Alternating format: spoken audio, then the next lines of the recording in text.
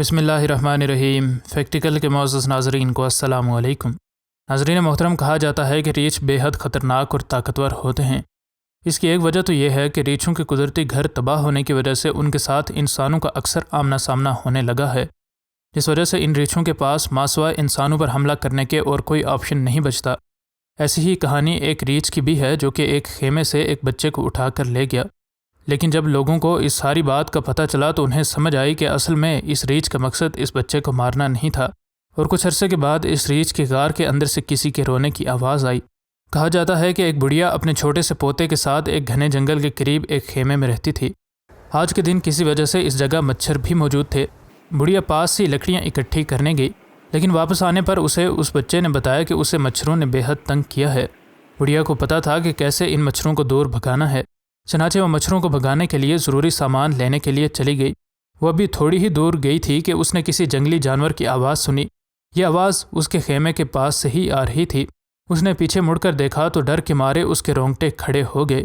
اس نے اپنے خیمے کے پاس ایک بہت ہی بڑے براؤن بیئر کو دیکھا۔ یہ بھورا ریچھ بغیر کسی انتظار کے اس بڑھیا کے خیمے میں داخل ہو گیا، اور اس سے پہلے کہ یہ بڑھیا اپنے پوتے کو بچانے کے لیے کچھ کرتی، اس ریچھ نے بغیر کسی توقف کے اس بچے کو اپنے منہ میں دبایا اور خیمے سے باہر نکل گیا۔ بڑھیا کی چیخ و پکار پر اس ریچھ نے کوئی دھیان نہ دیا اور اس بچے کو منہ میں دبائے وہاں سے بھاگ کھڑا ہوا۔ بڑھیا کی اس چیخ و پکار کو سن کر آس پاس کے تمام لوگ بھی اکٹھے ہو گئے۔ لوگوں نے جب بڑھیا سے وجہ پوچھی تو بڑھیا نے ان سب کو ایک ناقابل یقین بات بتائی۔ خیر، سب لوگ اس بچے اور اس ریچھ کی تلاش میں نکل کھڑے ہوئے۔ انہیں اس جنگل میں اس بچے کو ڈھونڈنے کے لیے اپنے تمام تر وسائل بروئے کار لائے، لیکن نہ تو اس بچے کا اور نہ ہی اس ریچھ کا ان کو کوئی بھی نام و نشان مل سکا۔ ہر طرف سے ناکام ہونے کے بعد آخر ان لوگوں نے یہ بات مان لی کہ شاید اس بدقسمت بچے کے ساتھ وہ ہو گیا ہے جسے ان کا ذہن ماننے کو تیار نہیں ہو رہا۔ جب کئی دن کی کاوشوں کے بعد بھی یہ بچہ نہ ملا تو ان لوگوں نے اس بچے کو آخر ڈھونڈنا چھوڑ دیا۔ اب یہ سارے لوگ اس ریچھ سے بے حد خوفزدہ ہو چکے تھے اور ہر کوئی اپنے بچوں کی زیادہ کیئر کر رہا تھا۔ ریچھوں کے بارے میں کئی طرح کی پراسرار کہانیاں بھی مشہور ہیں، اور اس واقعے کے بعد ان قصے کہانیوں کو مزید تقویت ملی۔ خیر، وقت کے ساتھ اس بوڑھی کا یہ زخم بھی مندمل ہوتا گیا، لیکن کسے معلوم تھا کہ ریچھ اور بچے کی یہ داستان ابھی ختم نہیں ہوئی۔ گرمیاں ختم ہوئیں اور اب سردیاں آ چکی تھیں۔ اس موسم میں ریچھ سوتے ہیں اور کم ہی باہر نکلتے ہیں۔ اب ان کو اس بات کا اطمینان تو تھا ہی کہ شاید اس ریچھ کا مزید ایسا کوئی حملہ دیکھنے کو نہ ملے۔ ان سردیوں میں ایک شکاری اسی جنگل میں شکار کے لیے گیا۔ جنگل میں کافی اندر جانے کے بعد اس نے ایک ریچھ کی ایک خفیہ غار دیکھی۔ یہ شکاری جانتا تھا کہ اس کے اندر ایک ریچھ ابھی بھی موجود ہو سکتا ہے۔ اس نے خود کو اکیلے اس ریچھ سے نمٹنے کے لیے ناکافی سمجھا، اس لیے وہ وہاں سے چلا گیا۔ اگلے دن وہ باقی ماہر شکاریوں کے ساتھ اس ریچھ کی غار تک آ گیا۔ ان لوگوں کو ریچھ کا شکار کرنے کا کافی تجربہ تھا اور انہیں پتہ تھا کہ ایک سوئے ہوئے ریچھ کو کیسے اس کی غار سے باہر نکالنا ہے۔ ان نے لمبی لمبی لکڑیاں ایک کونے سے تراشیں اور ان کو اس اندھیری غار میں دھکیل دیا۔ جلد ہی ان نے اس غار سے ایک بہت بڑے بھورے ریچھ کو غراتے ہوئے باہر نکلتے ہوئے دیکھا۔ اب ان کے پاس وہاں سے بھاگ جانے کا آپشن بھی نہیں تھا۔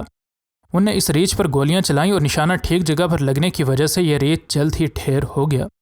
اگر وہ اس ریچھ کو نہ مارتے تو یقیناً یہ ریچھ ان کو وہیں پر ختم کر چکا ہوتا۔ فوراً ہی ان نے اس ریچھ کی اس غار سے کسی کے رونے کی آواز سنی۔ انہیں ریچھوں کے بارے میں مشہور تمام ڈراؤنی کہانیاں درست ہوتی نظر آ رہی تھیں۔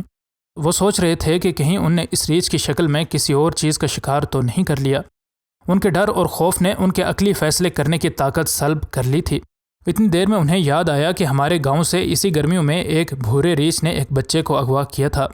انہیں یہ بھی سوچا کہ کہیں یہ رونے کی آواز اسی کی تو نہیں ہے۔ اب ان کا ڈر قدرے کم ہو چکا تھا اور انہیں وہاں سے بھاگنے کے بجائے اس غار کے اندر جانے کا فیصلہ کیا تاکہ وہ دیکھ سکیں کہ یہ رونے کی آواز کس کی ہے۔ وہ روشنی کا انتظام کر کے اس غار میں داخل ہوئے تو اندر ان نے جو دیکھا اس پر انہیں یقین کرنے میں کافی وقت لگا۔ ان لوگوں نے اندر ایک انسان کے بچے کو بے حد قسم پرسی کی حالت میں دیکھا۔ اس کے جسم پر نہ تو کپڑے تھے اور نہ ہی وہ انسانوں کی طرح بیہیو کر رہا تھا۔ ان لوگوں کو سمجھ آ گیا کہ یہ وہی بچہ ہے جس کو ہمارے گاؤں سے اغوا کیا گیا تھا۔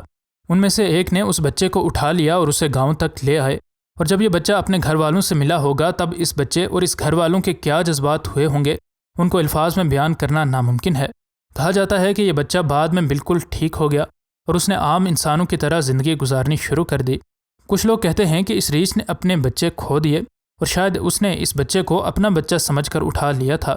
اگرچہ اس کہانی پر یقین کرنا کافی مشکل ہے، لیکن اس دنیا میں کچھ بھی ناممکن نہیں ہے۔ ایسی ہی تلابشو شیخوف کی کہانی ہے جو کہ تاجکستان کا باشندہ ہے۔ یہ بوڑھا ایک دن اپنے ایک دوست کے گھر گیا تو اس نے ایک ریچھ کا بچہ دیکھا۔ اس کے مالک سے استفسار کرنے پر اس کو پتہ چلا کہ یہ ریچھ کا بچہ ان کو جنگل میں زخمی حالت میں ملا ہے۔ اس کے پاؤں میں گولی لگی تھی اور اس کی بدقسمت ماں کو شکاریوں نے گولی مار کے ہلاک کر دیا تھا۔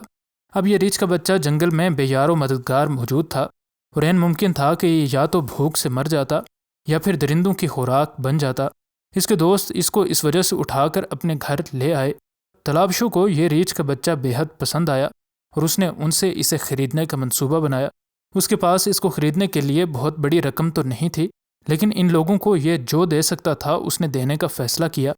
تلابشو نے ان کو ایک بکری اور ایک آٹے کا تھیلا دے دیا اور اس کے دوست اس سودے پر رضامند ہو گئے۔ وقت کے ساتھ تلابشو اور اس ریچھ کی آپس میں دوستی ہو گئی۔ تلابشو نے ایک مشہور شو کے نام پر اس ریچھ کا نام ماریا رکھ دیا اور اب وہ اس کی ایک بچے کی طرح پرورش کرتا تھا۔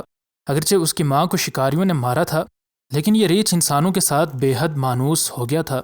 انسانوں کے آگے ڈانس کرنا اور بچوں کو خود پر سواری کروانا اس ریچھ کے لیے ایک عام سی بات تھی۔ یہ بوڑھا اس ریچھ کو اپنی اولاد کی طرح پالتا تھا اور اسے اپنے ساتھ لے کر ازبکستان، قزاقستان اور کرغزستان بھی گیا۔ ان دونوں کی دوستی نے کئی لوگوں کو محظوظ کیا، لیکن اس دنیا میں کسی بھی چیز کو دوام نہیں حاصل۔ تقریباً 80 سال کی عمر میں یہ بوڑھا 2012 میں فوت ہو گیا۔ اب اس کا یہ دوست اس دنیا میں اکیلا رہ چکا تھا اور اس کا کوئی وارث نہیں تھا۔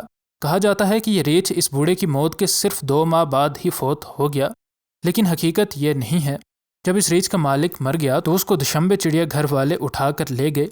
اس چڑیا گھر کے ڈائریکٹر نے کہا کہ جب ہم اس کو اٹھا کر لائے تو یہ اپنی نئی قید والی زندگی اور اپنے مالک کی موت پر بے حد افسردہ تھا اور اس نے کئی دنوں تک نہ تو کھانا کھایا اور نہ ہی سر اٹھایا۔ اس چڑیا گھر کے ڈائریکٹر نے مزید بتایا کہ آہستہ آہستہ اس ریچھ کا یہ زخم مندمل ہوتا چلا گیا اور اس کا موڈ بھی بہتر ہوتا گیا۔ اب یہ ریچھ ایک بار پھر سے خوش نظر آ رہا تھا اور وقت کے ساتھ یہ ریچھ چڑیا گھر کے سٹاف کے 2 لوگوں کے ساتھ بہت زیادہ اٹیچ ہو گیا۔ نہ جانے کیوں، لیکن اپنی ماں پر انسانوں کے ظلم کے باوجود یہ انسانوں کو بے حد پسند کرتا تھا۔ اسے شاید معلوم تھا کہ ہر انسان ایک جیسا نہیں ہوتا۔ اس بوڑھے کا بیٹا جو کہ اب 18 سال کا ہو چکا تھا، وہ نہ صرف اپنے باپ کو بلکہ اپنے باپ کے اس پالتو جانور کو بھی بہت زیادہ یاد کرتا تھا۔ اس لیے وہ اکثر اس ریچھ کو ملنے کے لیے اپنی ماں کے ساتھ چڑیا گھر جایا کرتا تھا۔ اس نے بتایا کہ اب یہ ریچھ بھی کافی بوڑھا ہو چکا ہے اور اس کی دیکھنے کی صلاحیت کافی کم ہو چکی ہے، لیکن ابھی بھی یہ دور سے ہمیں سونگھ لیتا ہے اور پھر اس کی حالت دیکھنے والی ہوتی ہے۔ یہ اپنے پچھلے دونوں پاؤں پر کھڑا ہو کر اپنے جذبات کا اظہار کرتا ہے اور بعض اوقات مجھے اور میری ماں کو اکیلے دیکھ کر اس کی آنکھوں میں آنسو بھی نظر آتے ہیں۔ یقیناً یہ ریچھ بھی بوڑھے کو یاد کرتا ہوگا جس نے اس کو اپنی اولاد کی طرح پالا۔ اس نے مزید بتایا کہ جب اس کو چڑیا گھر میں لایا گیا تو یہ ہم سے بہت ناراض تھا۔ جب ہم اس کو چڑیا گھر میں ملنے آتے تو یہ ہماری طرف مڑ کر بھی نہ دیکھتا، حتیٰ کہ جب ہم اس کا نام بلاتے تب بھی یہ ہماری طرف نہ مڑتا۔ اس بوڑھے کے مرنے کے بعد اس کا مجسمہ بنوانے کے لیے کئی لوگوں نے حکومت تاجکستان کو کہا۔ ایسا بھی ہو سکتا ہے کہ تاجکستان کی حکومت ان کے اس مطالبے کو مان لے اور آنے والے دنوں میں تاجکستان کے دارالحکومت دوشنبے میں اس بوڑھے کا اس کے ریچھ کے ساتھ مجسمہ دیکھنے کو ملے۔ مزید نئی ویڈیوز کے لیے ہمارے چینل کو سبسکرائب کر لیں۔ انشاءاللہ ملتے ہیں اگلی ویڈیو میں۔ فی امان اللہ۔